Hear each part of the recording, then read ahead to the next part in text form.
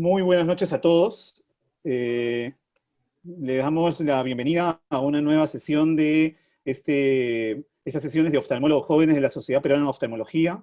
Saludamos la presencia de cada uno de los presentes, sobre todo de los miembros del Consejo Directivo. En este caso estamos con la presencia del doctor Dino Nateri, el doctor Pedro Muro, el doctor Gustavo Vilés, y por ahí si me falta alguien, mil disculpas, que son de alguna manera el motor que ha permitido que salgan adelante estas sesiones con éxito que hemos comenzado recién este año.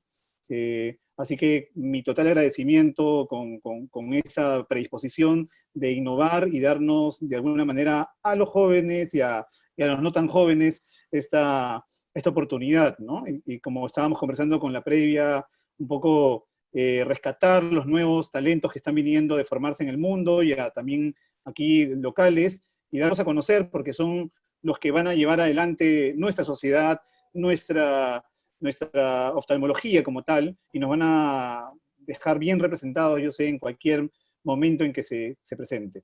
Hoy día tenemos una sesión, como se pueden haber dado cuenta, un poco dirigida a glaucoma. La idea ha sido tener diferentes topics en cada una de las sesiones, y hoy día le tocó al glaucoma, que como todos saben, es la especialidad que yo tengo. Y tenemos a dos invitados con mucho agrado que he logrado invitarlos. Tenemos al doctor Jorge Kobayashi Gamboa. Él ha sido residente del Hospital Guillermo de Almenara, donde tuve el gusto de conocerlo, mientras yo hacía mi subespecialidad, y actualmente él está realizando su especialidad de glaucoma a través del diplomado de glaucoma de la Universidad de San Martín, en la sede del Hospital Almenara. En segundo lugar, tenemos la presencia también del doctor Hernán Béjar Cueva, además que de ser el hijo de un gran amigo como el doctor Hernán Béjar. A Hernán también lo estamos conociendo, lo estoy conociendo con sus propios méritos, y además está dejando el nombre de nosotros bastante bien en donde está yendo, ¿no? Lo hemos visto participar en webinars, en seminarios, en publicaciones, y de hecho nos da mucho gusto que esté destacando.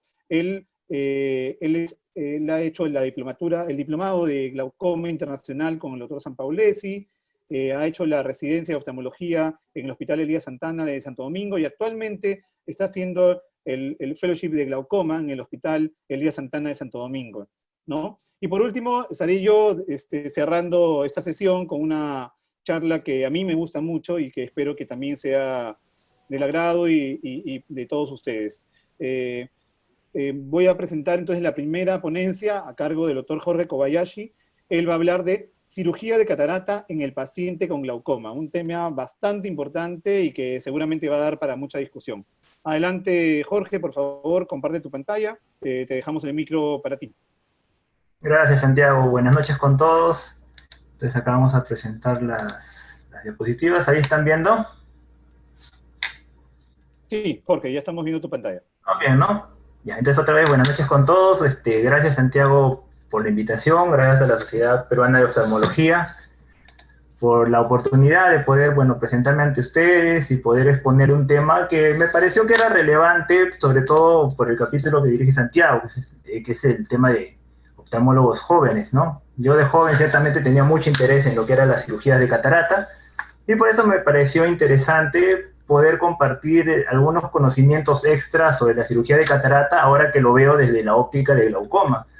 Normalmente yo siempre vi la cirugía de catarata como una oportunidad de mejorar la calidad visual del paciente y corregir defectos refractivos, pero ya viéndolo desde el punto de vista de glaucoma ahora, pues lo considero una oportunidad para disminuir también la presión intraocular, para disminuir el uso de drogas, y también lo considero una oportunidad para mejorar la calidad de los exámenes de progresión que normalmente utilizamos. Básicamente mi charla va a estar enfocada a un recuento de videografía, pero enfocando más que nada el tema de la catarata desde el punto de vista de glaucoma y cómo podemos sacarle el mayor provecho a este procedimiento desde la óptica, como les digo, de mejorar el tratamiento de los pacientes con glaucoma.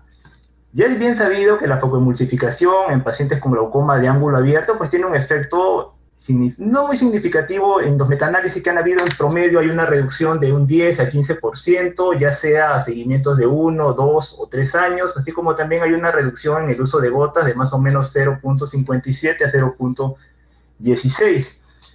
La mayoría de estudios que han sido hechos a 1 año, otros a 2, a 3 años, muestran estos resultados. Sin embargo, hay estudios a más largo plazo, incluso de hasta 10 años, en donde se ha visto que esta reducción de presión todavía se puede mantener en el tiempo, y que incluso es directamente proporcional a la presión intraocular basal que tenía. Es decir, que si tenía una presión basal más alta, la reducción de presión también suele ser mayor. Pero si bien es cierto, la reducción de presión no es tal vez tanto, un 10 o 15%, sí puede ser esta reducción más significativa si asociamos la cirugía de catarata a una cirugía mínimamente invasiva de glaucoma, que hoy está bastante de moda. Y si bien es cierto, hay muchos procedimientos de este tipo, algunos pues tienen, digamos, la necesidad de equipos biomédicos relativamente costosos, otros requieren insumos relativamente costosos, algunos de estos procedimientos ni siquiera hay acá en Perú. Sin embargo, hay uno que no requiere de equipos biomédicos costosos, ni tampoco es un procedimiento en sí muy costoso, ya que solo utiliza una sutura de Prolene 5.0. Y me estoy refiriendo a la trabeculotomía transluminal asistida por gonioscopía, el famoso GAT, que es un procedimiento que en promedio, según los estudios, más o menos reduce la presión intraocular en un 30-35%, tiene la capacidad de reducir también el uso de gotas en casi un 50%, y con mínimas complicaciones, lo cual lo hace un procedimiento bastante atractivo. Sobre todo que cuando se combina con la facoemulsificación no disminuye su tasa de eficacia. Por otro lado, la cirugía de catarata también nos va a ayudar en tener, digamos, un mejor acceso a los exámenes que normalmente utilizamos para seguimiento, sea campo visual, tomografía de coherencia óptica. En el campo visual, pues nos va a aumentar considerablemente la desviación media para tener un mejor acceso a la progresión que tiene el paciente ya sin opacidad de medios. Y en la tomografía de coherencia óptica va a mejorar la intensidad de la señal, haciendo una mejor lectura del grosor de la capa de fibras nerviosas. Es otra de las ventajas de operar a los pacientes tempranamente. Entonces, ¿cuándo sería adecuado realizarla? Pues se sabe que la catarata y el glaucoma son dos enfermedades que aumentan su prevalencia conforme avanza la edad, por lo cual tarde o temprano van a tener que coincidir estas dos patologías. Y generalmente es más temprano que tarde, puesto que ya se ha visto en diferentes estudios prospectivos que el tratamiento médico y el tratamiento quirúrgico aumenta la incidencia de catarata.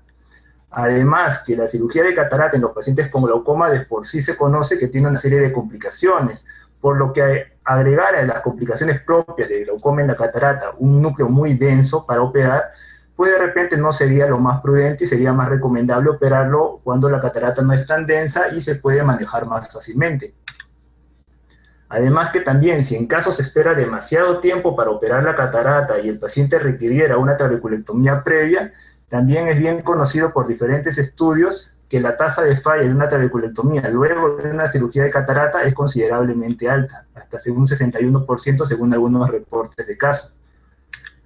Y entonces hasta ahí parecería que una cirugía de catarata debe realizarse lo más pronto posible. ¿Qué tendría en contra en realidad de realizarse lo más pronto posible? Que según algunos estudios se ha visto que una trabeculectomía realizada en un paciente pseudofáquico tiene menos sobrevida que la realizada en un paciente fáquico. Pero lo cierto es que no hay un consenso sobre esto, ya que hay otros estudios en donde se ha visto que la sobrevida de las trabeculectomías no se ve afectada por el hecho de tener un paciente pseudofáquico operado por facoemulsificación en córnea clara siempre.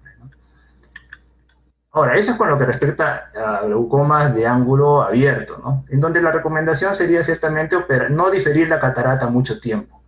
Cuando se habla de glaucomas de ángulo cerrado es un poco diferente, ya que la cirugía de catarata en los ángulos cerrados va a cambiar la configuración de la cámara anterior, va a profundizar la cámara, va a aumentar el volumen de la cámara y va a ampliar el ángulo.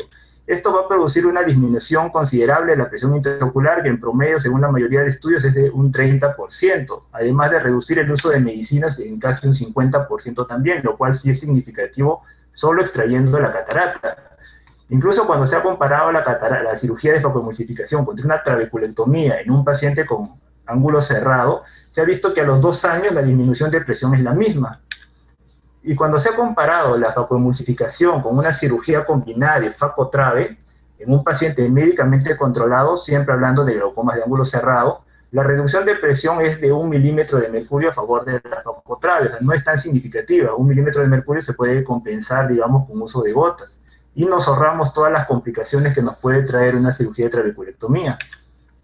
Si se compara la facoemulsificación con una cirugía combinada faco-trabe, pero en un paciente que no está controlado, acá sí la reducción es un poco más significativa de 2 milímetros de mercurio luego de 2 años. Y esto sí se podría considerar pues, en algunos pacientes que tengan glaucomas muy avanzados y requieran disminuciones de presión significativas.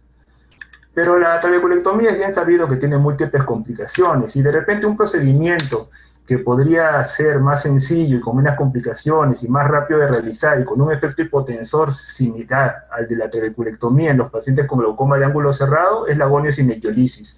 Hay algunos estudios que ya han comparado varios trabajos y han evidenciado de que no hay una diferencia estadísticamente significativa entre la reducción de presión que se logra con una facogoniocinectiolisis y una facotrabeculectomía.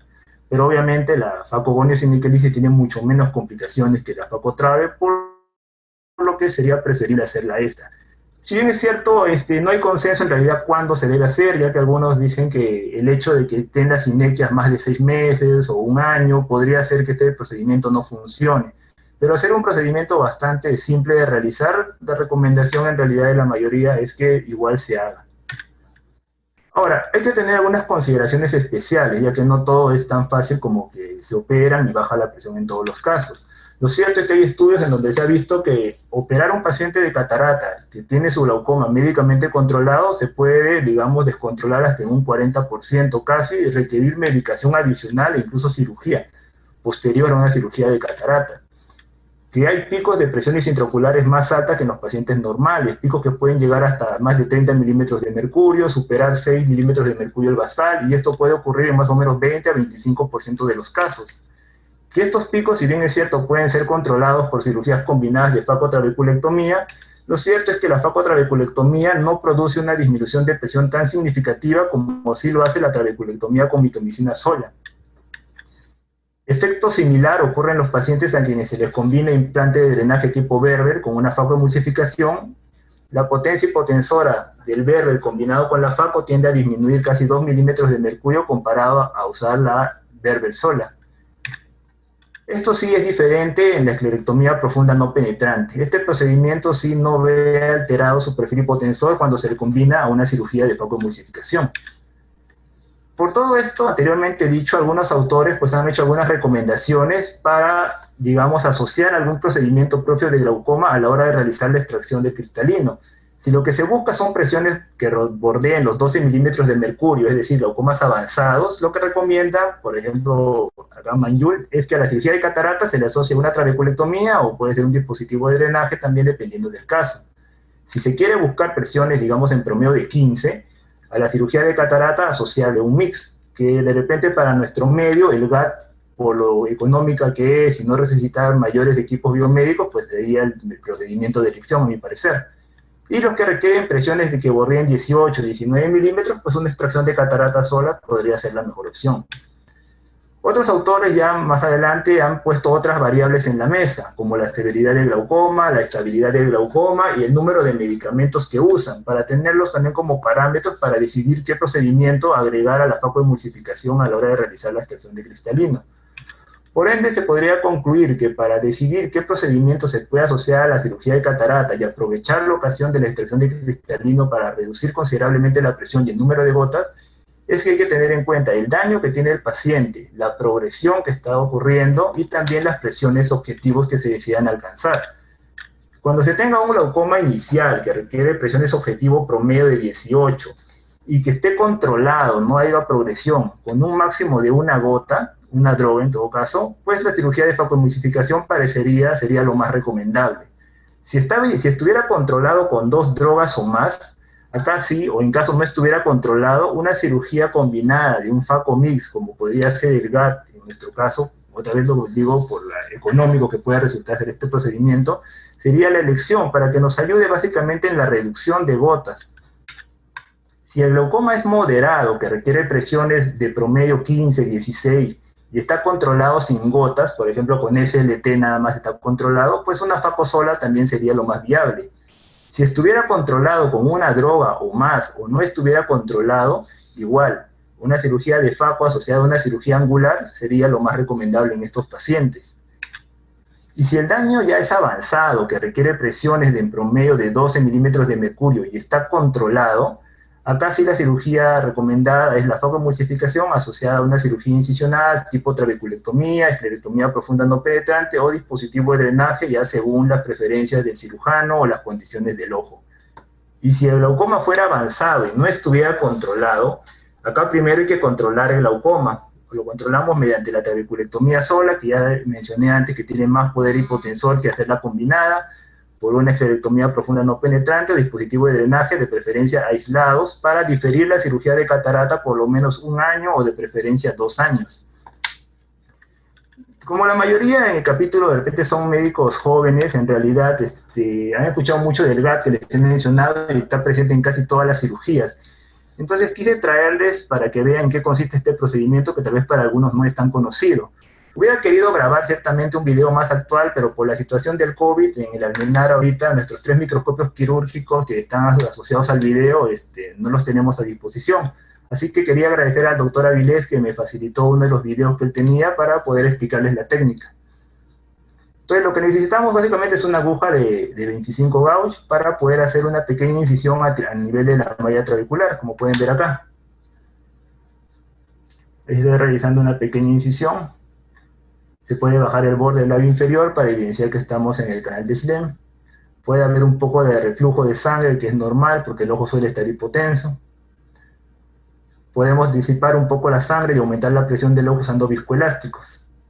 Luego de haber hecho la incisión a nivel del trabéculo, el Prolene 5-0 lo acercamos a un cauterio para producir un pequeño, como que se derrita un poquito el Prolene y queda una cabecita roma que nos permite entrar a través de la malla trabecular al canal de Schlemm.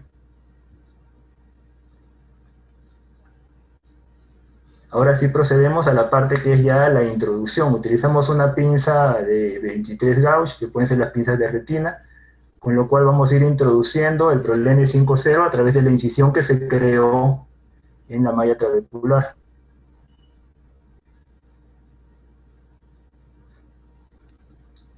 ¿No? Ahí se busca exactamente el lugar de la incisión que se hizo previamente con la aguja de 25 gauge y se va introduciendo pues, el Prolene 5-0 y se le va dando toda la circunferencia en 360 grados hasta salir nuevamente por la otra abertura.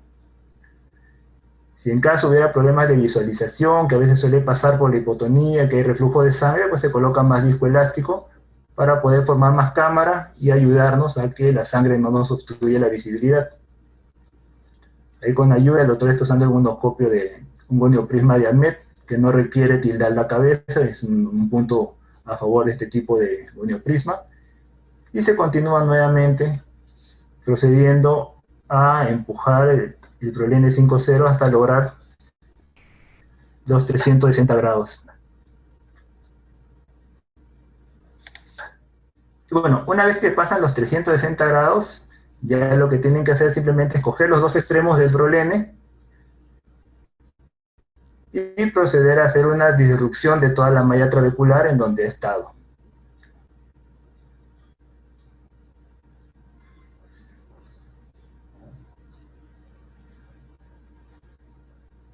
Retiran todo y toda la malla trabecular que estaba por dentro, pues es seccionada.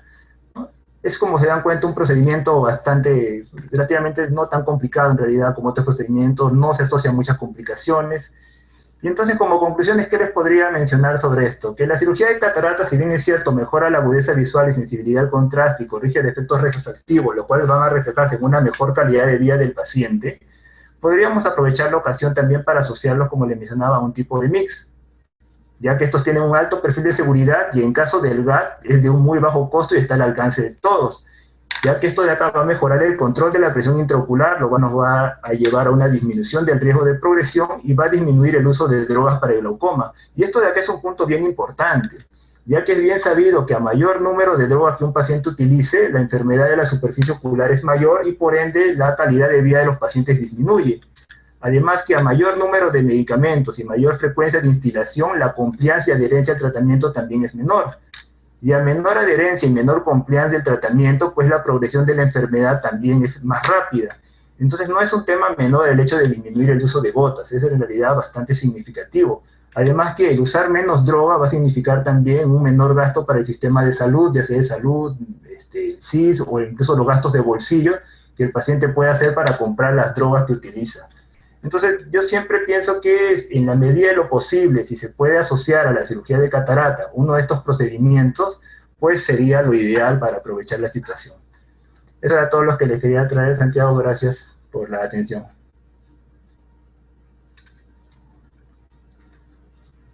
Jorge, muy bueno, muy buena exposición en realidad, en poco tiempo resumir toda la importancia que tienen las cirugías de catarata en el manejo del glaucoma, del paciente con glaucoma. En realidad lo has hecho excelente. A mí me ha gustado mucho tu presentación. Quiero dejar un poco puntualizar justamente ese detalle, ¿no? Siempre que sea posible, la cirugía de catarata hoy en día se ha convertido en un procedimiento que es rápido, de poca complejidad, pero que en un paciente con glaucoma puede tener su plus. Es decir, además de lo que ha mencionado Jorge, nos permite incluso realizar procedimientos hoy en día de las cirugías mix que nos van a reducir la presión intraocular, pero para pacientes donde está destinado los mix, es decir, pacientes con glaucomas entre leves y moderados, ¿no? Donde queremos reducir la cantidad de drogas o queremos, digamos, de alguna manera aprovechar que vamos a hacer una cirugía de catarata para ese tipo de indicaciones. Obviamente hay otro tipo de mix que se pueden utilizar en casos donde el glaucoma tiene nuestra expectativa de disminuir la presión es bastante, digamos, un poco mayor, ¿no? Y por último tenemos obviamente los procedimientos clásicos combinados con cirugía de catarata, en lo que personalmente nunca me ha gustado hacer cirugías combinadas de glaucoma y catarata, a pesar de que lo hago más de lo que me gustaría hacerlo, porque conviven en ambos casos cataratas muy avanzadas. Siempre que es posible, cuando hago una trabeculectomía, trato de no hacer la facomulsificación, pero digamos la realidad del hospital, por ejemplo, en lo que yo trabajo, igual del Seguro Social, en el caso del Sabogal, es que los pacientes tienen cataratas a veces muy avanzadas y prefiero aprovechar el procedimiento que a veces se va a diferir mucho, ¿no? Eh, Algo que siempre está en controversia, Jorge, no sé si tú tienes algo de información, si no lo conversamos, es sobre los lentes premium. ¿Qué opinas sobre el uso de lentes premium, llámese multifocales, tóricos, en casos de pacientes con glaucoma? Es una pregunta bien recurrente, te la van a hacer los pacientes. Un poco a ver qué es lo que opinarías al respecto de eso. Bueno, yo en realidad no estoy muy de acuerdo, ¿eh? Sobre todo porque el glaucoma es una enfermedad progresiva, va a alterar alteración a la sensibilidad del contraste que a veces requieren los lentes para funcionar mejor. La verdad es que yo no sería mucho de la idea de colocar el tipo de lentes premium a los pacientes, ¿no? Pensando en la evolución que podría tener, salvo que le explique que podría ser un tórico quizá, pero le explico que si en algún momento tiene problemas con la visión tendría que retirarlo, ¿no? Se requiere un otro tipo de procedimiento. Pero en general yo no lo recomendaría mucho. Que y eso tiene que quedar en claro, como tú dices, acá tenemos muchos residentes, pero también médicos de diferentes especialidades, y tiene que quedar en claro que muchas de las veces nos vemos tentados en los pacientes a colocar lentes porque el paciente lo pide. A mí me piden, doctor, yo he visto que ahora hay unos lentes que permiten ver de lejos, de cerca, y si bien no está contraindicado, no es absoluto, y esto puede variar de acuerdo a las experiencias, y de repente podemos encontrar publicaciones, en la mayoría de casos la presencia de un lente multifocal, trifocales, etcétera, o de visión extendida, podrían disminuir en el futuro la sensibilidad de contraste que un paciente con glaucoma ya tiene disminuida. Entonces, de alguna manera hay que tener mucho cuidado cuando uno indica, por ejemplo, un lente multifocal, ¿no? Y por último, eh, quería, no sé si tienes alguna recomendación. Tú te has formado operando cataratas y hoy en día te ves o te vas a ver también enfrentado a esta diferente realidad que tenemos de los pacientes que tienen glaucoma y que tienen otro tipo de catarata, ¿no? Es una catarata más compleja de manejar. ¿Qué recomendación tendrías para los cuidados preoperatorios o intraoperatorios de un paciente que se va a operar de catarata con glaucoma, ¿no? Creo que se le fue la señal a Jorge. Bueno, un poco hablando de eso, justamente hay que tomar en cuenta, Jorge parece que se le fue un poquito la señal, que los pacientes también hay que evaluarlos previamente muy bien. Hay que siempre ver si tienen pseudofoliación, porque eso nos va a condicionar que hay, por ejemplo, diálisis de debilidades onulares. Jorge, te iba preguntando si había alguna consideración que iba a hacer, si había alguna consideración especial para, por ejemplo, el manejo de tus pacientes en el preoperatorio de catarata. Si tenías alguna condición distinta a la que hacías antes cuando solamente hacías catarata y no le tomabas mucho en cuenta el hecho de que era un paciente con glaucoma. Bueno, sincero, lo más importante ahorita sería la gonioscopía, ¿no? Y realmente antes no sabía para hacer eso, creo que es un defecto en general que tenemos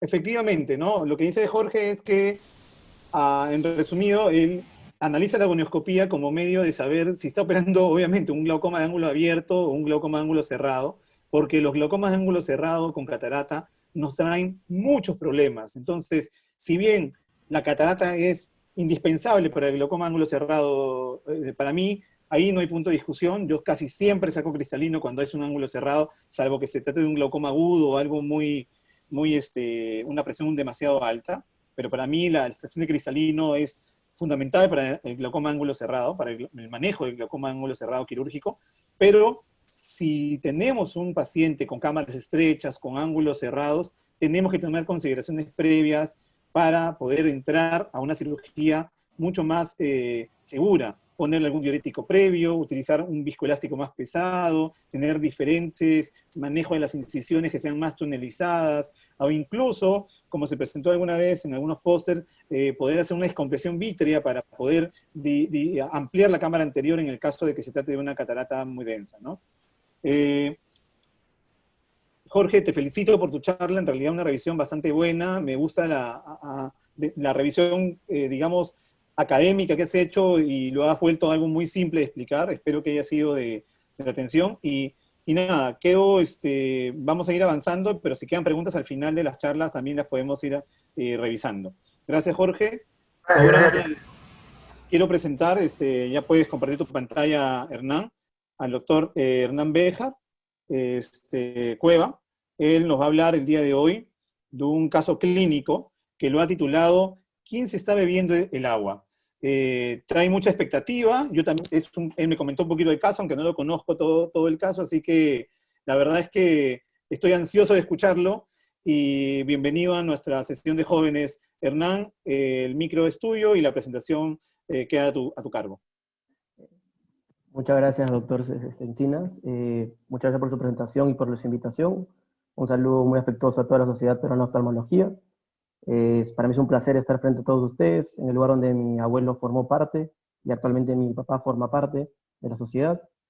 El día de hoy presentaré un caso clínico de un paciente que fue referido a nuestro hospital, el Hospital Dr. Elías Santana en República Dominicana, para una segunda opinión. El paciente es un varón de 68 años de edad, comerciante de profesión, sin antecedentes personales de importancia, con antecedentes oculares de trabeculectomía en ambos ojos hace aproximadamente 3 años, y hace 3 meses le realizaron un implante de válvula de Ahmed en su ojo derecho. Actualmente llegó utilizando atropina y prednisolona tópica en sus ojos desde hace aproximadamente 3 meses, como bien referí. A nivel del examen de la agudeza visual, el paciente llega del ojo derecho con una visión de 3 cuentadedos con una presión de 2 milímetros de mercurio. En su ojo izquierdo es no percepción de luz y una presión de 36 milímetros de mercurio. En la evaluación en la lámpara hendidura se observa una córnea clara, una cámara anterior muy estrecha, una iridectomía superior amplia, sinequias posteriores en 360 grados, una catarata blanca, y en la región superotemporal se observa el tubo valvulado. Entonces, en este paciente estamos frente a un cuadro de hipotonía severa. Es por esto que nos planteamos algunos diagnósticos que pensamos. Primero pensamos en una fuga por la herida. Al paciente se le hizo un test de Seidel y al momento de evaluar el test de Seidel era negativo, por lo que esta opción fue eliminada. Se pensó también en una hiperfiltración de la herida.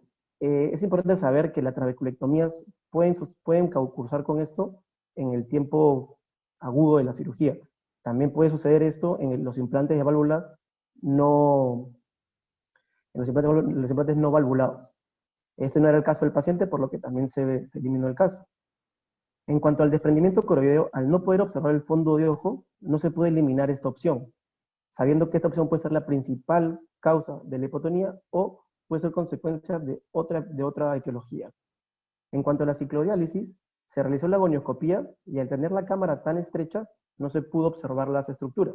Se le inyectó viscoelástico y se tuvo el criterio clínico de pensar en esta opción, pero no estaba muy claro porque no se llegaba a visualizar a pesar del viscoelástico. Es por esto que se enviaron algunos estudios de imagen. Se realizó un estudio de ECO-B, en el cual podemos descartar el desprendimiento coroideo y también a su vez un desprendimiento de retina. Se le envió un test de VM, en el cual observamos una córnea clara central, una cámara muy estrecha de 1.29 milímetros, un cristalino intumescente, se observaron sinequias del iris a la cápsula anterior y se observa evidentemente una ciclodiálisis. Es por esto que estamos frente a un cuadro de una hipotonía severa producto de una ciclodiálisis. La ciclodiálisis es una separación del espolón escleral al cuerpo ciliar. Lo más frecuente que suceda esto es producto de un trauma contuso. La incidencia de esto es aproximadamente del 2%. Otra opción de que nos cause una ciclodiálisis es producto de una cirugía intraocular, sea trabeculectomías, goniotomías o cirugías extracapsulares. Se realizó una investigación a fondo de qué tanto era la incidencia de las cirugías intraoculares para que nos dé una ciclodiálisis y no se tiene muy claro. La incidencia es desconocida. En cuanto al apoyo de estudios de imágenes, tanto el UVM como el OCT de segmento anterior son de gran ayuda, ya que son estudios no invasivos. En el UVM, se debe tener una alta frecuencia y una alta resolución. Se realizó un estudio en Estados Unidos en el cual se pensaba en una ciclodiálisis y se separó entre pacientes que hacían solo un doctor que hacía las gonioscopías y luego de esa evaluación pasaba a la UVM. El doctor solamente encontró un sexto de ciclodiálisis en la gonioscopía. Luego de esto, a los 6 pacientes se les envió estudio de UVM y los 6 presentaban la ciclodiálisis. Esto no quiere decir que debamos pedir UVM directamente al pensar en ciclodiálisis. Claro que no. Debemos hacer la gonioscopía y si aún tenemos el criterio clínico de pensar, decir, puede ser una ciclodiálisis, debemos corroborarlo con un UVM. En cuanto al OCT de segmento anterior, es un estudio de no contacto, se necesita una longitud de onda más larga, y es importante saber que el pigmento en estos pacientes puede impedirnos la transluminación de luz. Este es un breve esquema de cómo se debe manejar la ciclodiálisis. Es importante saber que el 90% de la ciclodiálisis tienden a cerrarse solas. En cuanto al manejo médico, se recomienda dar cicloplégicos, sobre todo entre 6 a 8 semanas. Es de suma importancia y tiene una gran funcionabilidad, sobre todo cuando son menores de 4 horas reloj el defecto. En cuanto a los esteroides, es un tema debatible. Existen muchas dioptrías en cuál se debe o no se debe dar, y se deja más que nada a criterio del médico. En cuanto al láser, el láser tiene como función a causar una inflamación local en la zona del defecto y, por ende, causarnos su cierre. Tanto el láser de argón, la diatermia o la crioterapia han dado muy buenos resultados, sobre todo cuando tenemos defectos menores de 3 horas. En caso el tratamiento médico o el láser no responda, se puede indicar la opción quirúrgica. La opción quirúrgica, como sabemos, es una opción definitiva. Cerraremos sí o sí el defecto. Se indica sobre todo cuando son defectos muy grandes o, como bien dije, que no responden a los manejos anteriores. Existen 2 formas de manejar la ciclodiálisis por cirugía: por cicloplexia AV externa o por cicloplexia AV interna. En cuanto al manejo del caso clínico de nuestro paciente, como bien dijimos, llegó usando tratamiento cicloplégico por más de 3 meses. Al ver que no resolvió el cuadro, se le indicó en consulta inyectar viscoelástico y darle láser de argón. Se le realizó el procedimiento y fue citado a las 2 semanas para ver su evolución. Al observar la evolución del paciente, observamos que el paciente no había mejorado el cuadro clínico, por lo que se decidió enviar una facomulsificación más reparación de la ciclodiálisis mediante una cicloplexia indirecta vía AV interna. Acá tenemos el video de la cirugía, la cual fue realizada por uno de nuestros asistentes del hospital, el doctor William McCollum. Ahí estamos viendo cómo hace las paracentesis, ahí con la cánula de visco comienza a romper las sinequias posteriores, y ahí, apoyado del gancho de Bechet, hace una dilatación mecánica del iris.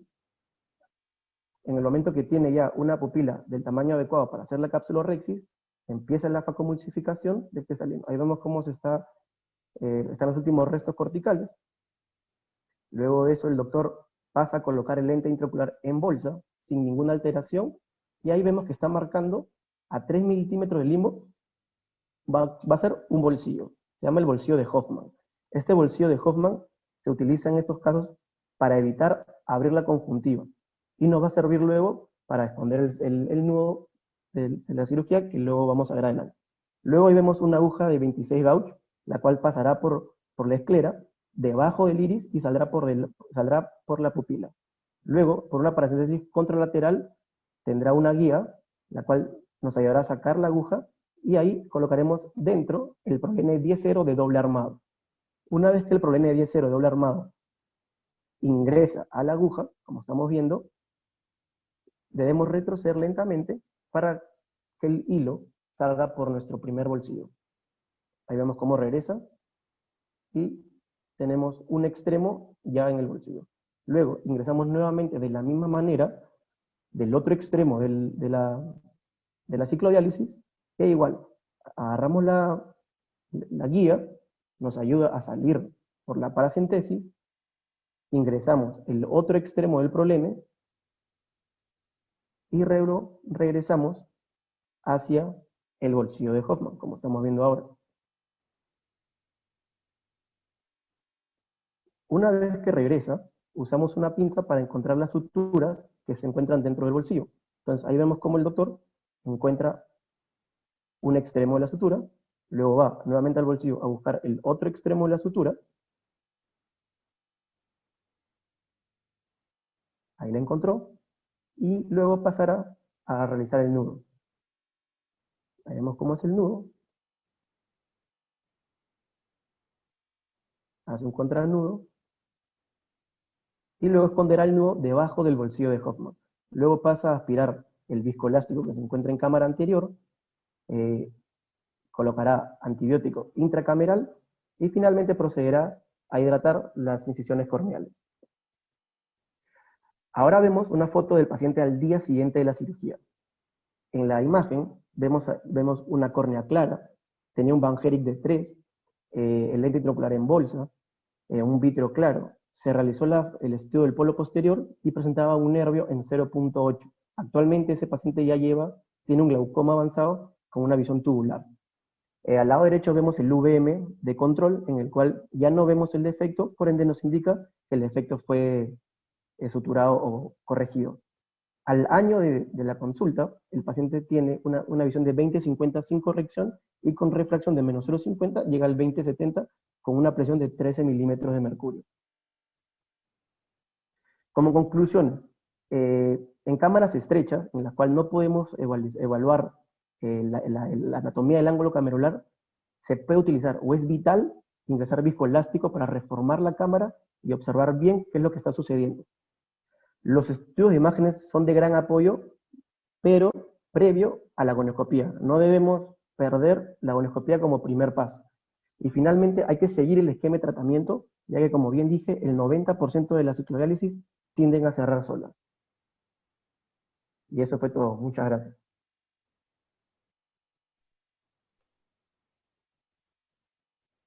Excelente caso, Hernán. En realidad, es un caso que gusto que hayas tenido la oportunidad de ver, de participar y ver cómo se maneja, porque primero, como tú mismo lo has dicho, no es algo que sea tan común donde tengamos que hacer una reparación quirúrgica, pero primero la enseñanza. Las cirugías de glaucoma requieren un control estricto, y en muchos de los casos que veamos hipotonía y no tengamos una explicación, hay que buscar por qué.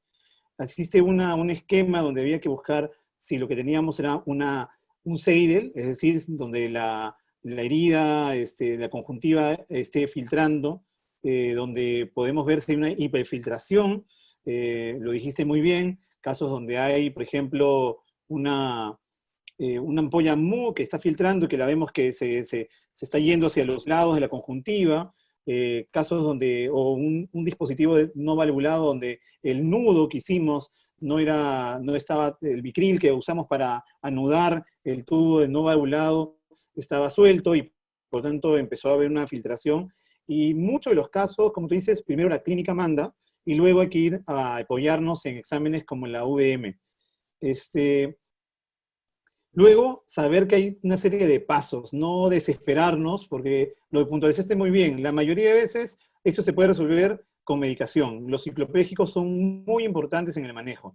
Te iba a hacer una primera pregunta, si dentro de lo que has podido observar y manejar, si el uso de ciclopléjicos para ustedes es de rutina después de una cirugía filtrante. Yo ya no lo utilizo de rutina, de hecho lo utilizo cuando tengo casos de cámaras planas, pero sé que todavía hay una escuela donde se utilizan ciclopléjicos después de la cirugía filtrantes. En el caso de ustedes, ¿cómo manejan eso? Nosotros, en todas las cirugías de glaucomas que realizamos, el ciclopléjico se utiliza, o mejor dicho, se reserva en caso que tengamos una evidencia de pensar en un desprendimiento coroideo o un cuadro de hipotonía severa. Como tratamiento de postquirúrgico no lo tenemos, como dije, se individualiza, pero no lo tenemos de rutina. Ya. Lo otro que mencionaste era que los corticoides eran controversiales. Digamos, ¿por qué crees que son controversiales en este caso? ¿Cuál es la controversia que existe? ¿Que has podido ver digamos, esa disyuntiva de usarlos o no usarlos? Ok, eso fue interesante porque me dediqué a buscar el por qué algunos sí, otros no. Entonces, el esteroide se utiliza ¿para qué? Cuando tenemos una cirugía, para disminuir la inflamación, para disminuir la cicatrización. Entonces, si lo que nosotros queremos es inflamar el ojo para que cicatrice ese defecto, si estamos dando algo que nos va a evitar, obviamente no nos va a cerrar. Ese es un punto de vista en el cual los doctores dicen no hay que darlo. ¿Y cuál es el punto de vista de los doctores que decidan? Existe el uso de esteroides que puede causar como un efecto secundario el aumento de la presión intraocular. Entonces, si tenemos una hipotonía severa y damos un medicamento el cual nos va a elevar la presión intraocular, nos va a beneficiar. Esos son los dos grandes vectores del por qué sí y por qué no. Personalmente, nosotros, de los que tenemos los casos, como inicio no damos esteroides tópicos, le damos sí ciclopléjicos. Ya. Puntualizando que estamos hablando de cuando ya tenemos una hipotonía, ¿no? Donde queremos, como tú dices, inflamar. Eso es importante. Yo manejo esteroides y seguramente ustedes también en los posoperados de cirugías de glaucoma a montones. Lo que queremos es evitar la cicatrización, disminuir los factores inflamatorios en la conjuntiva y esto dentro, digamos, como parte del manejo posoperatorio. Pero cuando queremos que se inflame un poquito la cirugía, siempre es bueno disminuir los esteroides, ¿no? Ahora, esto no es lo mismo cuando tenemos no ciclodiálisis, sino, por ejemplo, desprendimientos de coroides, donde ahí sí el uso de corticoides a nosotros nos ha funcionado de maravilla. Casi nunca he tenido que drenar un coroideo y de hecho me ayuda muchísimo para disminuir esta efusión que hay a veces a nivel coroideo, ¿no? Por último, es muy importante que haya un cirujano con ese manejo del segmento anterior para poder reparar esto. No es fácil, digamos, la reparación y menos con esa técnica, pero el video que mostraste lo hace ver muy sencillo, ¿no? Lo que quería ver era, a la hora que pasaban la primera aguja, digamos, la aguja guía para poder introducir el hilo con doble aguja, en ese caso hicieron un bolsillo, pero no estoy seguro si la primera aguja guía la pasaban por encima de la conjuntiva o era dentro del bolsillo. Eso es lo que estaba viendo. No, la primera aguja entra por dentro del bolsillo. O sea, nunca se toca la conjuntiva. Perfecto. Es una técnica que nos sirve para evitar la exposición de la conjuntiva y cuidar esa conjuntiva, ya que como sabemos a los glaucomatólogos, la conjuntiva casi es sagrada. Entonces, evitamos tocar eso, la conjuntiva. Y se hace el bolsillo para esconder el nudo y no tener que exponerlo. Sí, en realidad excelente técnica. No sé si alguien por ahí tiene comentarios, tiene preguntas, tenemos un poquito de tiempo. La doctora Danitza Trujillo tiene una pregunta, dice, dice, las complicaciones de la facomulsificación en pacientes con psicodiálisis aumentan, es decir, hacer una faco en este caso es fundamental, porque obviamente hay una catarata ahí que no permite ver nada y que obviamente estamos entrando en el ojo, pero definitivamente hay que tomar consideraciones. Como vimos en la ponencia anterior de Jorge, los casos con glaucoma siempre nos dan cataratas a veces muy difíciles. En este caso, ¿qué consideraciones toman, digamos, previamente, ¿no? O sea, para poder manejar un poco la facomulsificación? Bueno, en este caso en particular, al tener un cuadro de hipotonía, es lo opuesto que un cuadro de glaucoma. Entonces, en un cuadro de glaucoma lo que queremos entrar a la cirugía con la presión más baja y evitar siempre el cambio de las presiones. Eso quiere decir que los instrumentos que utilizamos en un paciente con glaucoma y catarata hay que mantener siempre el volumen y no variarlo, o sea, no bajar de golpe, descomprimir la cámara. En este caso, en la cicloanálisis es totalmente lo opuesto. Lo que queremos es mantener la cámara formada y darle la mayor cantidad de presión para que la cirugía pueda darse de la manera más sencilla. El constante utilización de viscoelástico es de suma ayuda en este caso de la cirugía, y cada vez que retiramos un instrumento en la facomulsificación, debemos inyectar viscoelástico para mantenerla amplia y que no haya una descompensación. Pero luego, luego en sí, la cirugía en sí de catarata es exactamente la misma, no varía nada, solo que ir con cuidado nada más. ¿El lente que se pone es de 3 piezas o es un lente plegable en monopieza en este caso, sabes? En este caso fue un lente de una pieza, pero se puede utilizar uno de 3 piezas. Hay doctores que indican que los lentes de 3 piezas, los PM, que tienen las ápticas más largas, pueden ayudar inclusive a reparar esta ciclodiálisis. Sí, claro. Pero son cirugías que son como que hacen un caso clínico, dos, y lo reportan, y no hay una evidencia en la cual tengamos la seguridad de que con eso vamos a cerrar la ciclodiálisis. Pero Sí, puede funcionar. particularmente me parecería, digamos, de utilidad usar uno de 3 piezas en este caso. Y por último, la última pregunta de mi maestro Gustavo Vilés es sobre el manejo del láser, en el caso que mencionaste con el manejo con láser. ¿Cómo es el manejo con láser en estos casos de ciclodiálisis? ¿Qué tipo de láser utilizan ustedes? Un saludo al doctor Avilés, tengo el gusto de conocerlo. En este caso nosotros contamos con varios tipos de láseres, pero para este caso en específico utilizamos el láser de argón. La potencia no es tan alta, porque hay que recordar que tampoco no queremos destruir las estructuras, lo que queremos es causar una inflamación.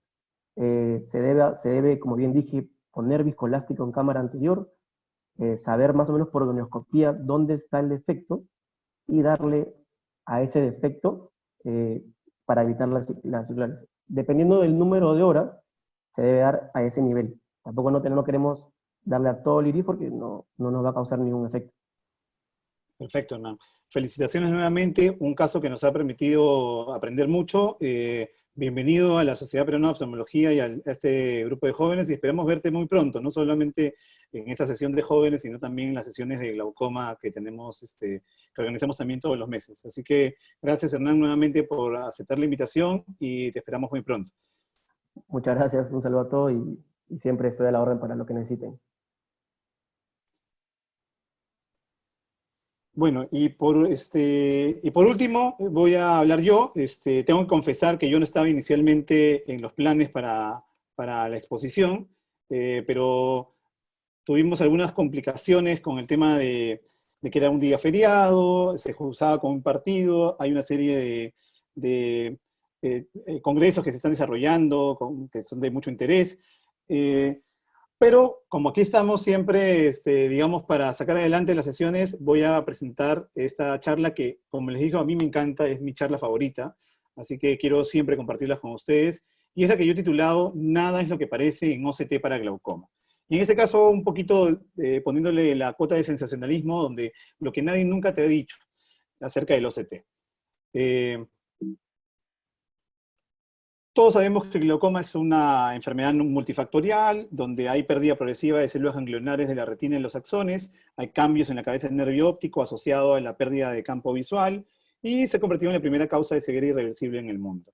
Si uno revisa esta gráfica de Brainred modificada para la guía latinoamericana, vemos que en los estadios avanzados es donde recién podemos determinar los cambios funcionales, y esto es debido a que cuando uno quiere detectar cambios funcionales, recién vemos que es necesario tener 40% de pérdida de células ganglionares en las zonas periféricas y hasta 70% de pérdidas en zonas centrales para poder encontrar defectos en el campo visual.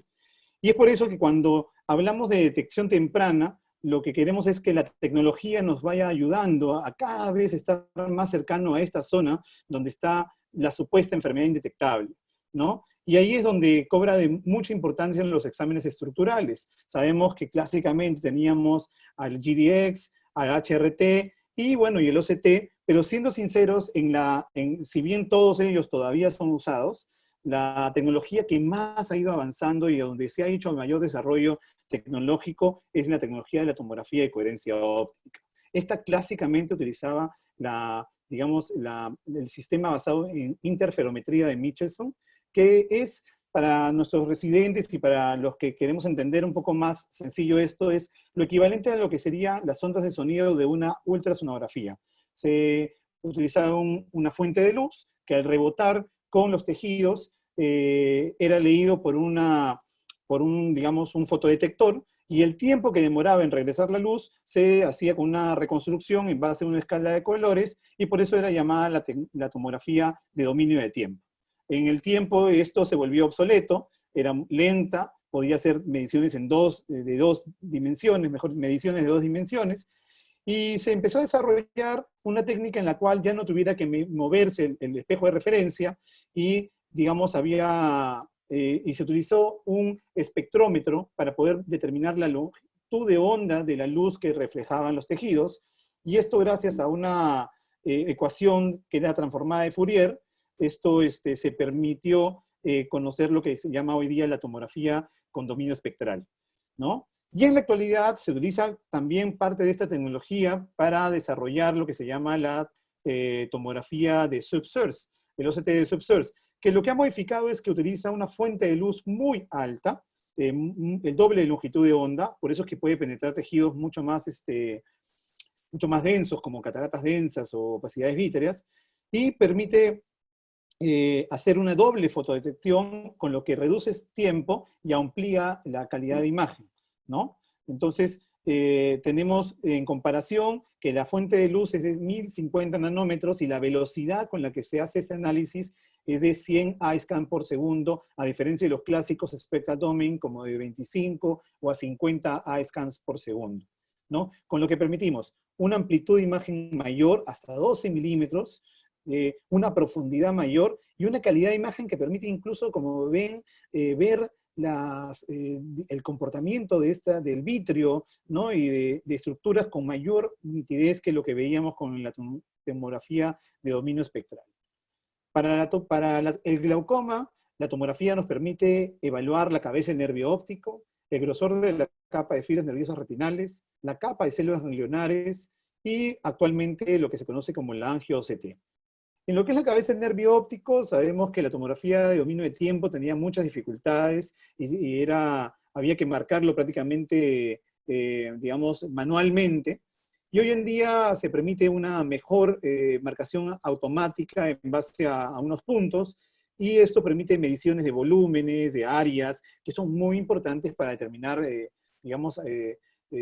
condiciones como megalopapilas, pero hay ya tecnología disponible, como en el Spectralis, que hace una medición en base a la menor apertura de la membrana de Bruch, que nos da un borde de anillo neuroretinal mucho más exacto, y que esto es mucho mejor para poder determinar el tamaño real de nuestra cabeza del nervio óptico, y así hacer mediciones y además seguimiento, ¿no?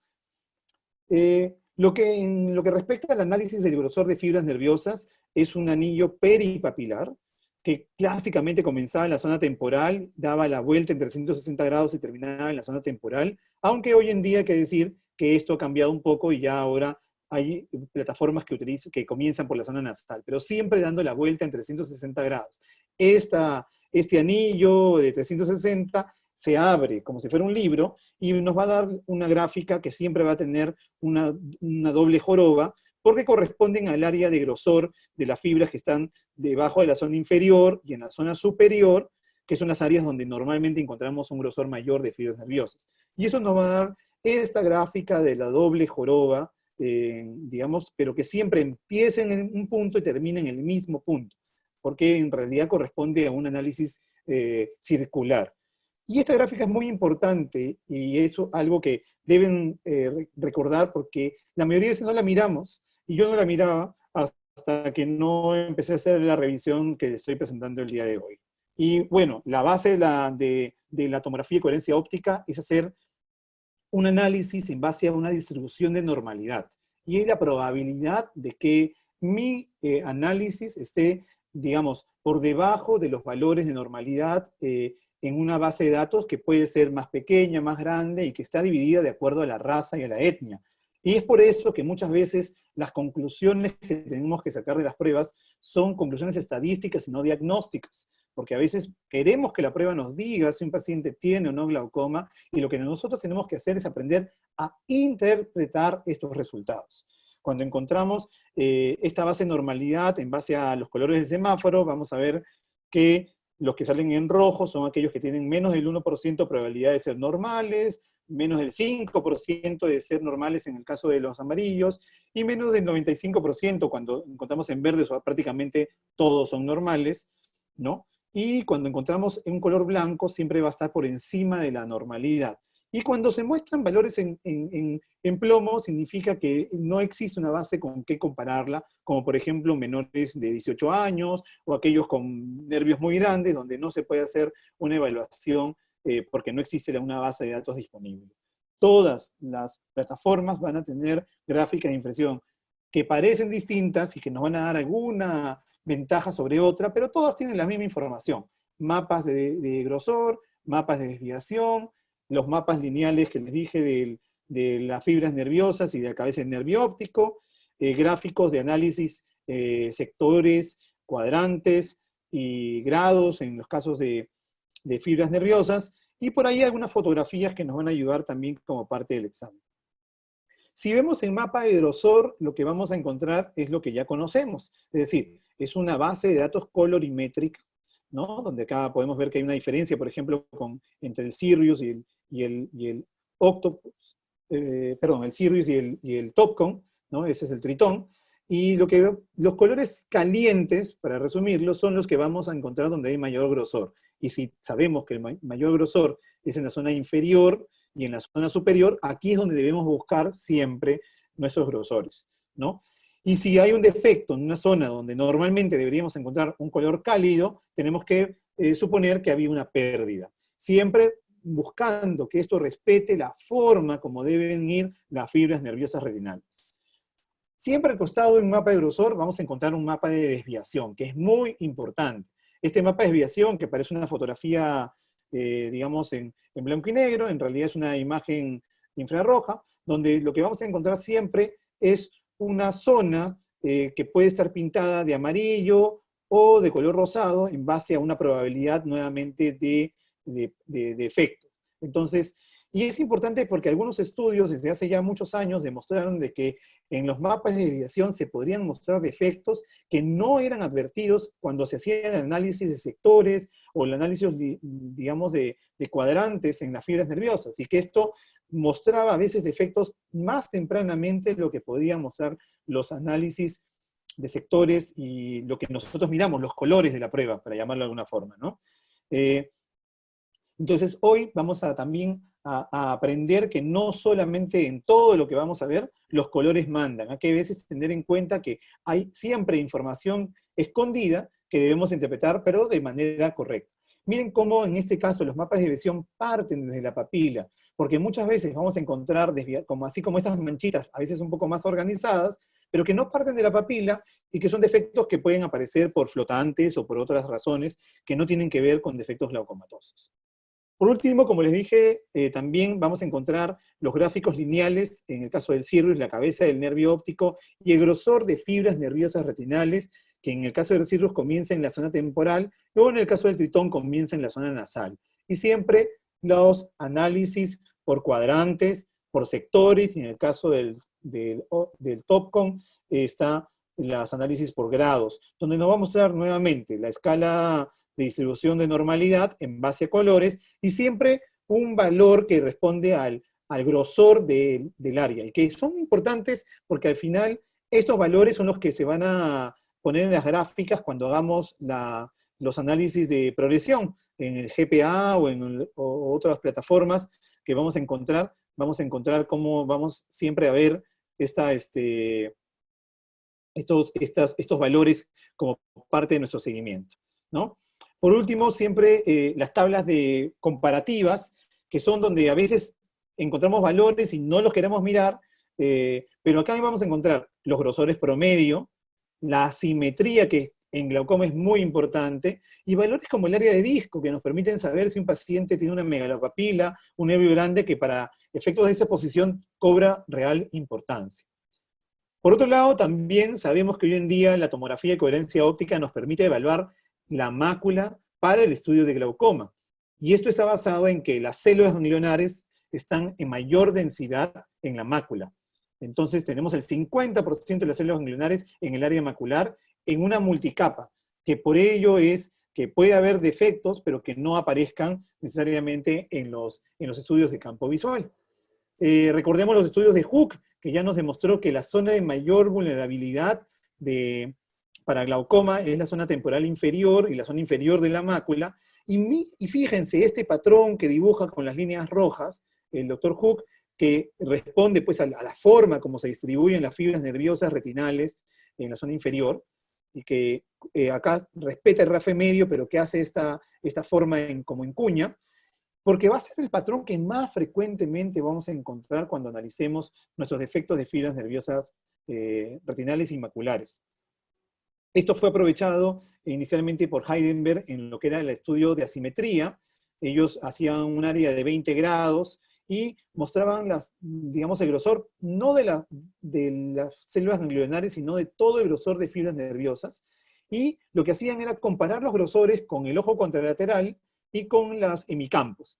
Y podían determinar en qué sector había un adelgazamiento en relación al ojo contralateral o al ojo, o al mismo ojo, pero en lo que era la simetría de hemicampos. Miren cómo en esos ejemplos, acá hay un defecto, digamos, clarísimo, se puede ver en la fotografía del libre de rojo, y cómo el análisis de asimetría ya va mostrando dónde está el defecto y dónde es el defecto en lo que corresponde al análisis de asimetría de hemisferios.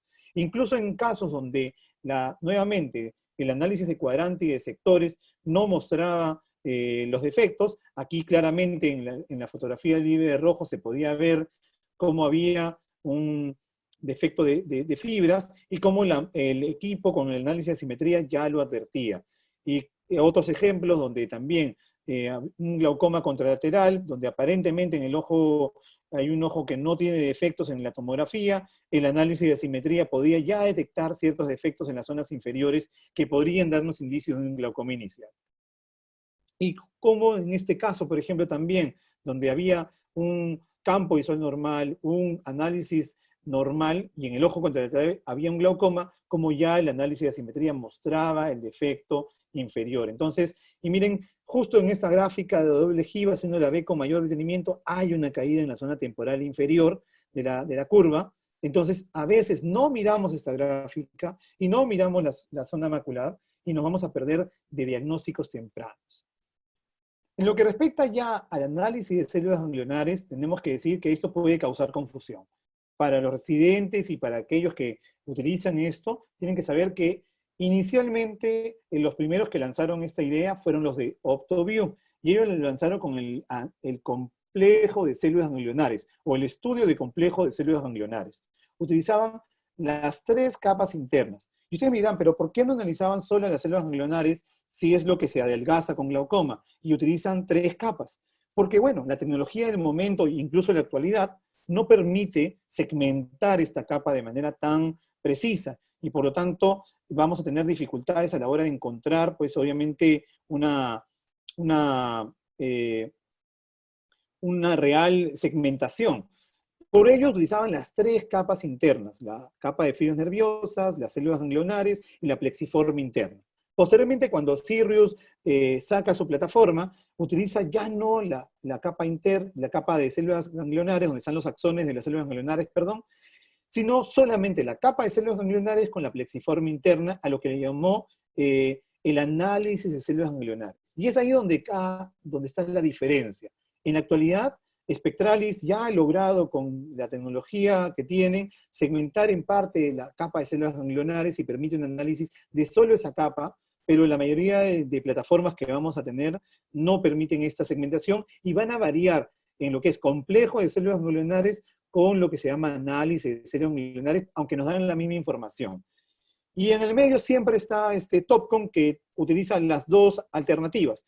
Cuando vean un plus, significa que utiliza solamente un más, significa que solo utiliza la misma tecnología que hace el mismo análisis de Sirius, es decir, células ganglionares sin la capa de fibras nerviosas, y cuando utiliza un doble más o plus plus, está utilizando lo que hace, digamos, OptoView con las 3 capas internas.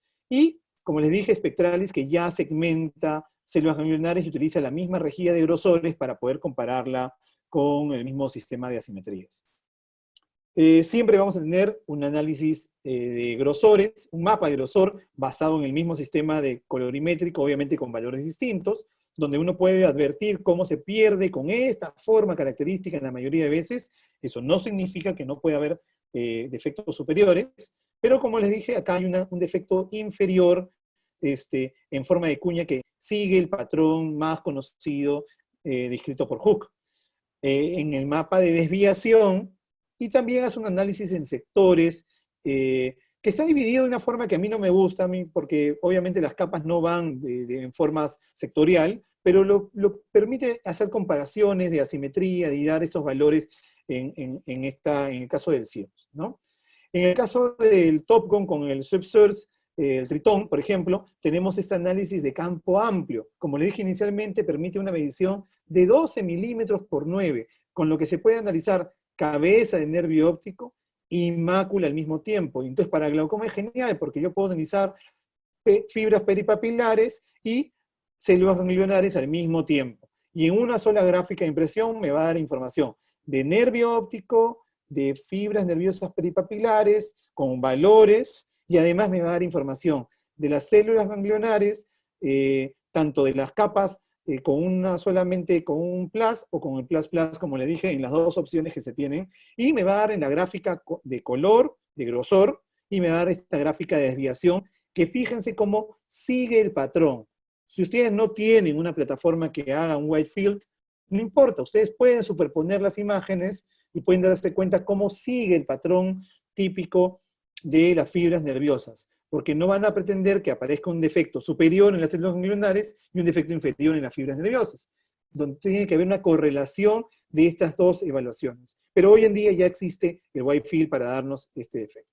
Miren, fíjense acá, en este ejemplo del Sirius, no tengo la reconstrucción del wide field, pero miren cómo la capa de fibras nerviosas hay un defecto inferior, y si uno sigue, va a encontrar el que correlaciona con el defecto en cuña típico, el más frecuente, de la zona de mayor vulnerabilidad, y que además se correlaciona con el campo visual, y no pierdan de ojo que acá, además de los defectos que se pueden ver en la gráfica de grises, vamos a encontrar ya puntos, puntos centrales, que merecen nuestra atención cuando encontramos defectos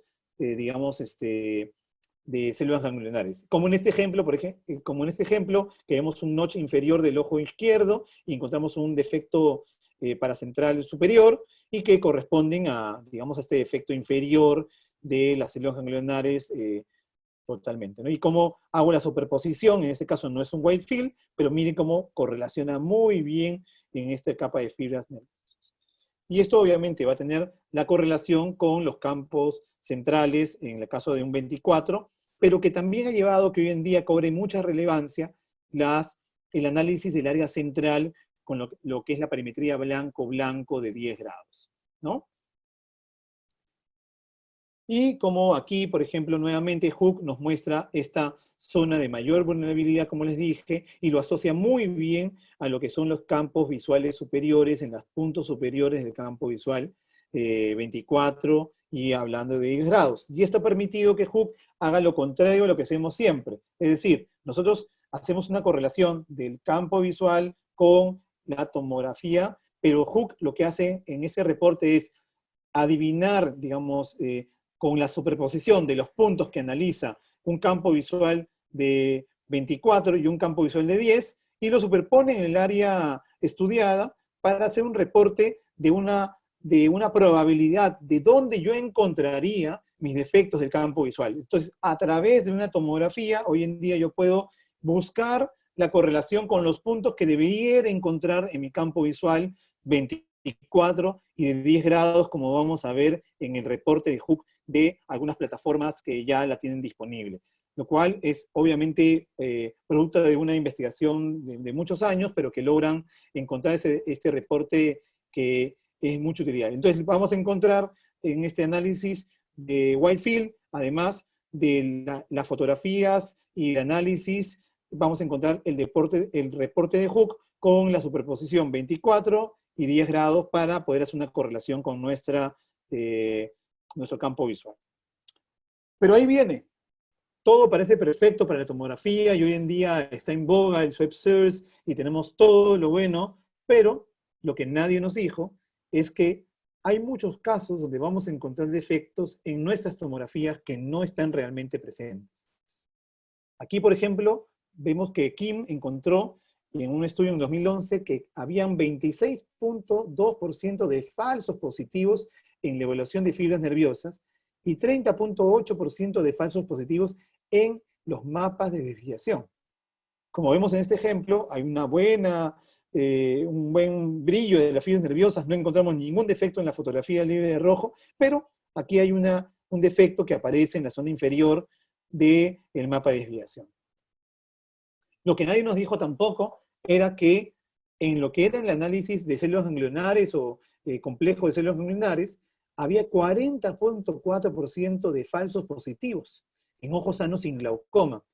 Y en los mapas de desviación, mapas de análisis, como vemos aquí, vamos a encontrar 21, 28 y 15% de defecto en ojos sanos sin glaucoma, pero defectos que aparecen en los diferentes mapas de nuestro análisis de células ganglionares, ¿no?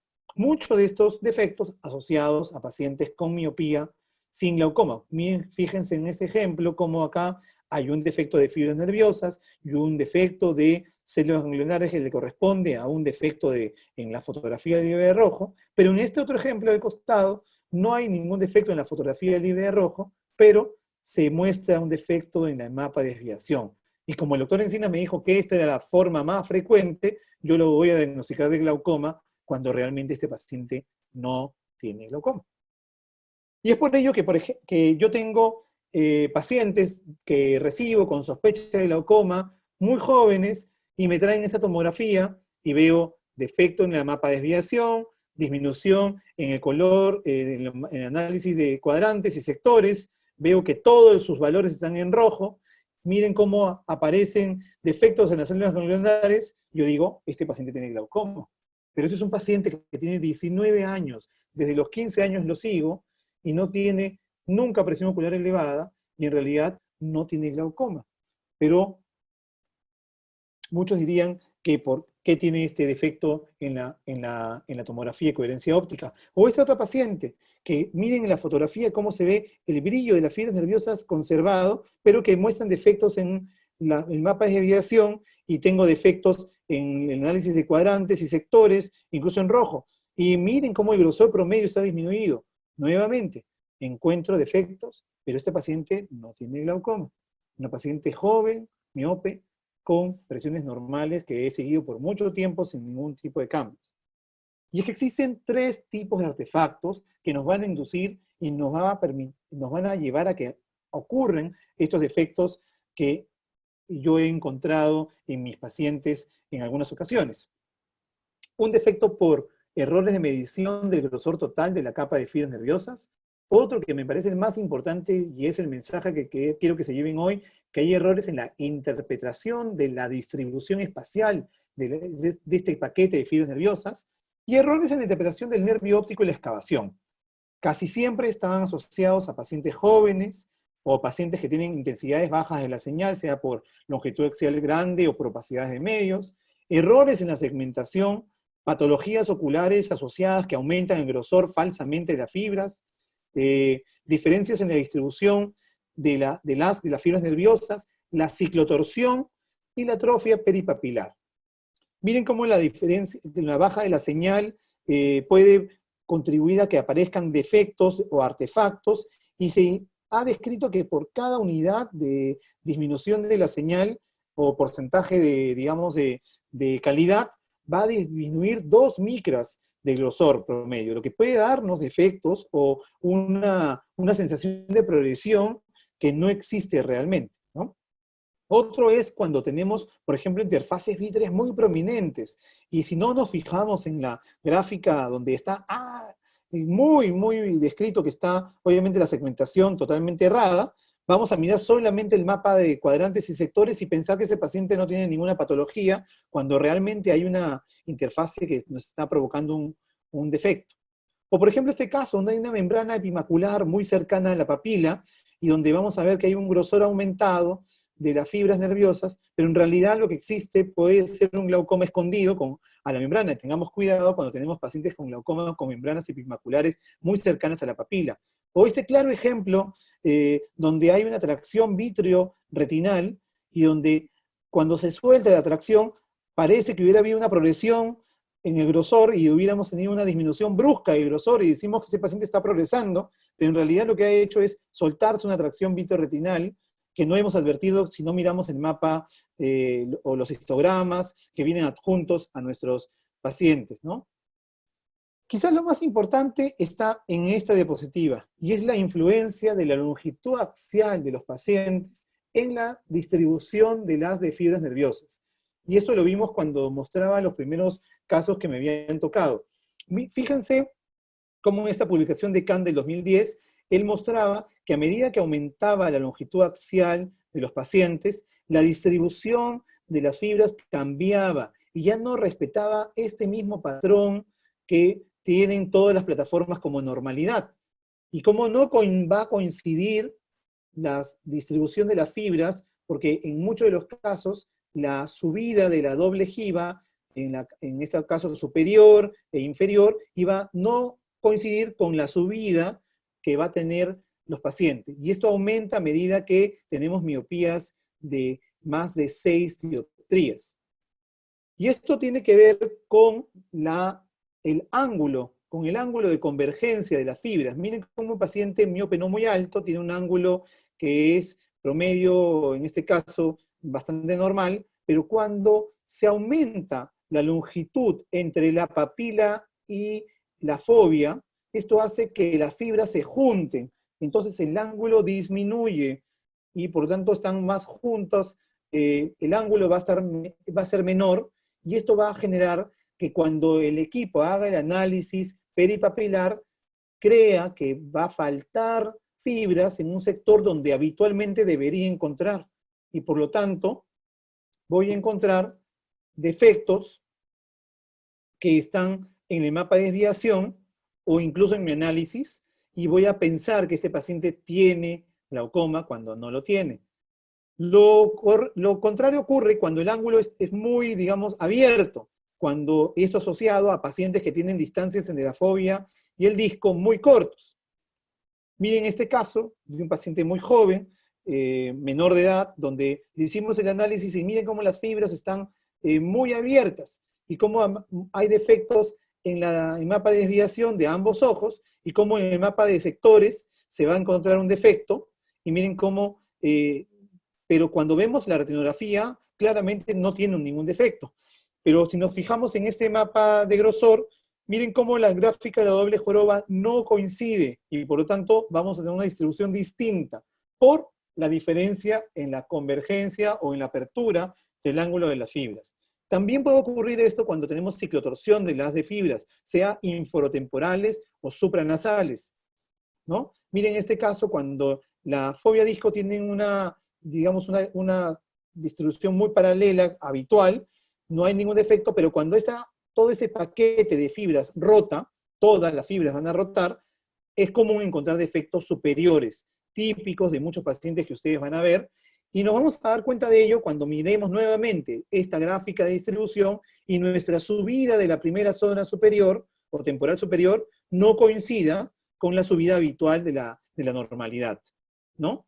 Y por último vamos a encontrar errores en la delimitación de los anillos, cuando, por ejemplo, tengamos asociado atrofias peripapilares, como en este caso, que la papila aparentemente tiene un tamaño sumamente distinto al otro lado, y cuando analicé cómo se había hecho la delimitación del anillo, estas no coincidían para nada.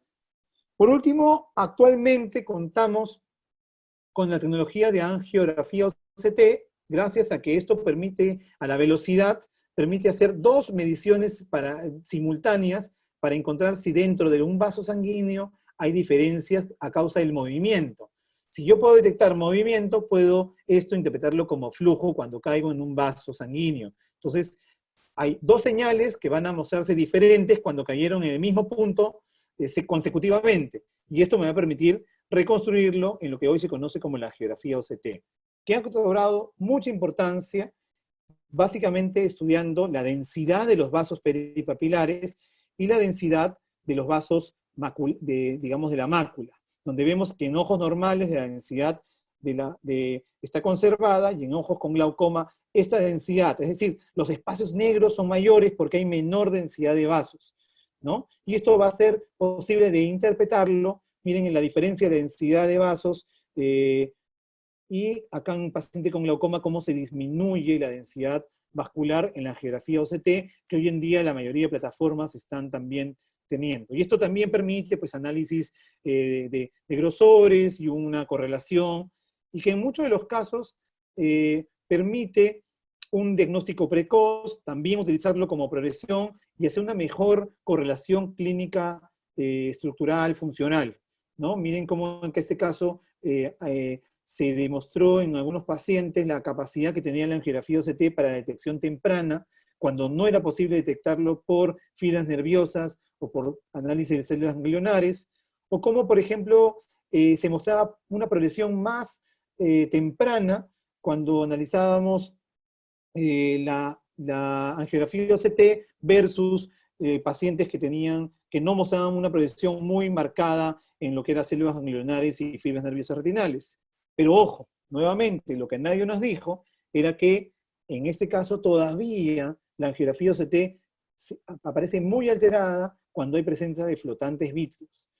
Si bien la tecnología SEPSERS pasa muy bien los flotantes vítreos, cuando se trata de angiografía OCT, esta se ve muy alterada y puede mostrarnos defectos que realmente no existen.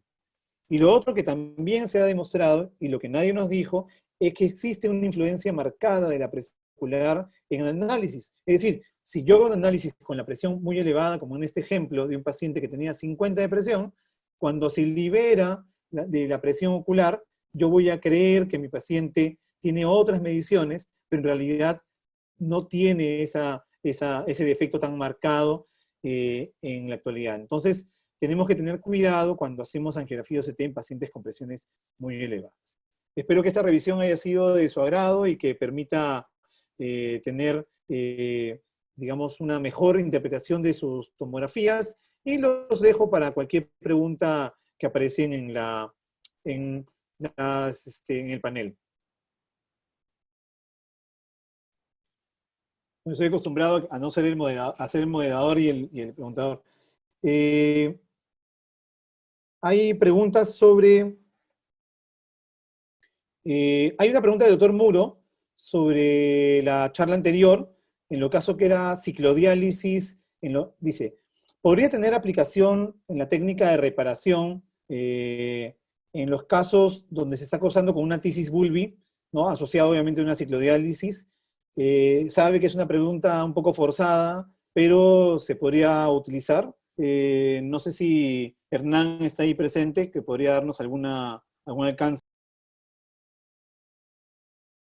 me imagino que pensando un poco en el pronóstico más anatómico que el pronóstico, digamos, funcional, ¿no? Sabemos que un ojo con tisis ya es un ojo que tiene de una... por favor, habiliten el micro al doctor Hernán, por favor, Béjar.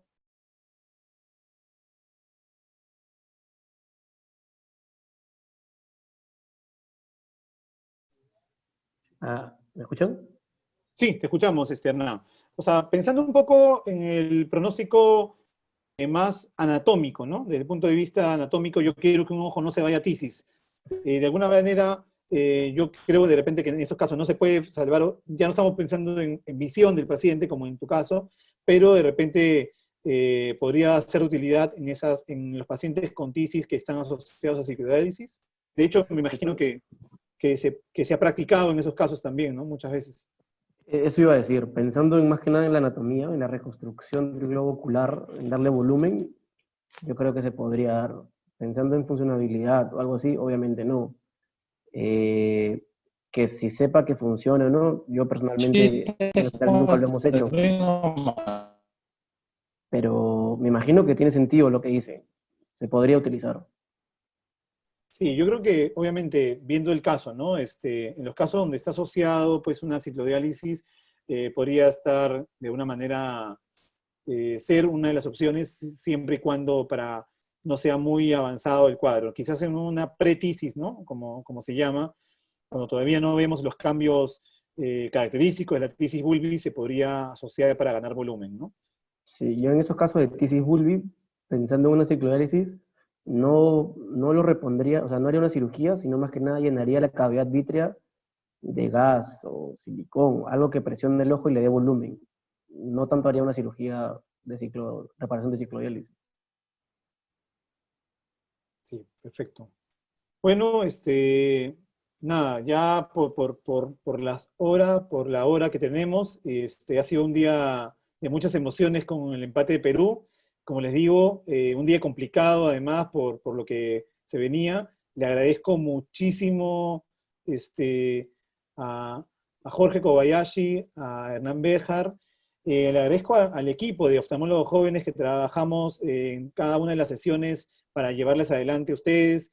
Harumi, está Manuel Segarra, Linda, que nos ayudamos, digamos, para poder sacar adelante esas sesiones. Los invito, todavía los que están presentes, la próxima sesión va a ser dirigida a residentes, es decir, los invito todavía, hay espacio para que los residentes puedan presentar casos clínicos. Ya tenemos a la Almenara, a Rebagliati, tenemos al Hospital Loaiza, esperemos que Lino se sume muy pronto, queda ahí pendiente y estoy insistiéndoles a ver si se animan, y cualquiera de ustedes que tenga un caso clínico, ya saben, esa sesión va a estar abierta para residentes y los invitamos a digamos, a esta sesión de casos clínicos que seguramente va a ser muy interesante para el mes de noviembre.